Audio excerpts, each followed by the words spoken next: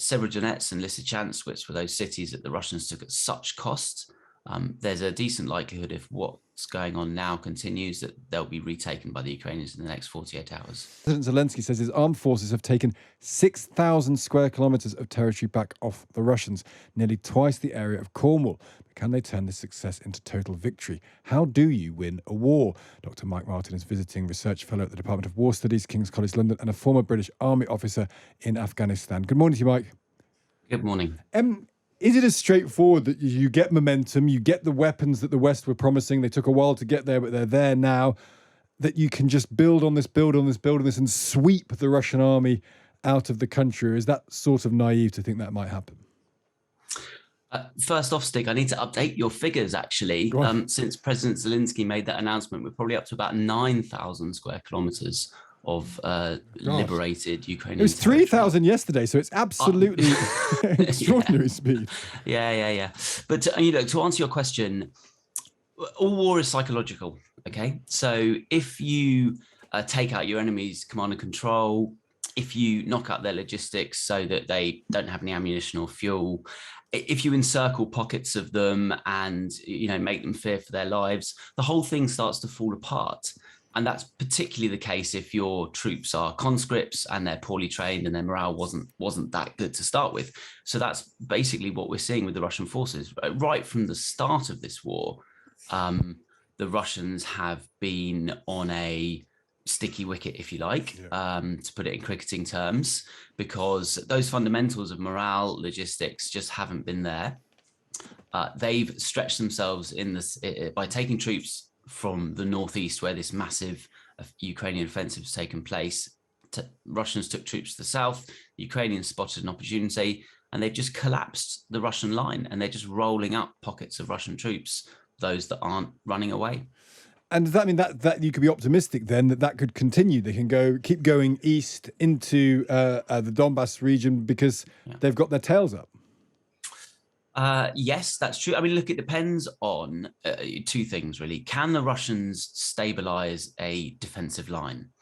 And they're trying to do that along a river called the Oskil River, which runs north-south up in this northern region where the Ukrainians are conducting their offensive. Early reports indicate actually that defensive line's already been breached. So if the Ukrainians are across that, then the Russians really are in trouble, because there's no other natural barriers, rivers, mountain ranges, stuff like that, for the Russians to defend behind until they get right into the Donbass that you just mentioned.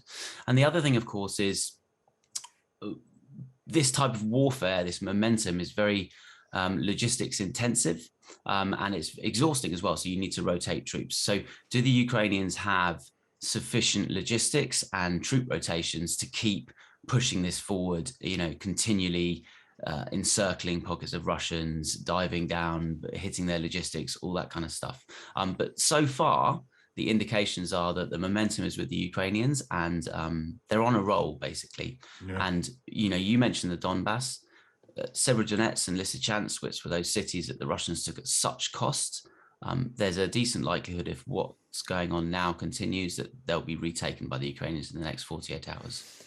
I guess finally, then Mike, that if this is a war that Putin can not afford to lose, certainly can't afford to be humiliated in this way, your thoughts turn to what extravagant act might he do in response? Is there the threat? We talked to a guy who's former speechwriter and said, is it possible that he could do tactical nuclear weapons? And he said, you cannot rule it out. There's a question whether the military would follow his orders. There's a question whether the military would rise up and do something about him if he suggested it. But you couldn't rule it out. Do your thoughts tend in that direction, that he won't want to be humiliated, and therefore back to the wall he might do something? He definitely doesn't want to be humiliated, because he's personally tied to this war. This is his war. As to whether, look, people use this word tactical in front of nuclear weapons. It's very important to understand that there are no such things as tactical nuclear weapons. All nuclear weapons are nuclear weapons.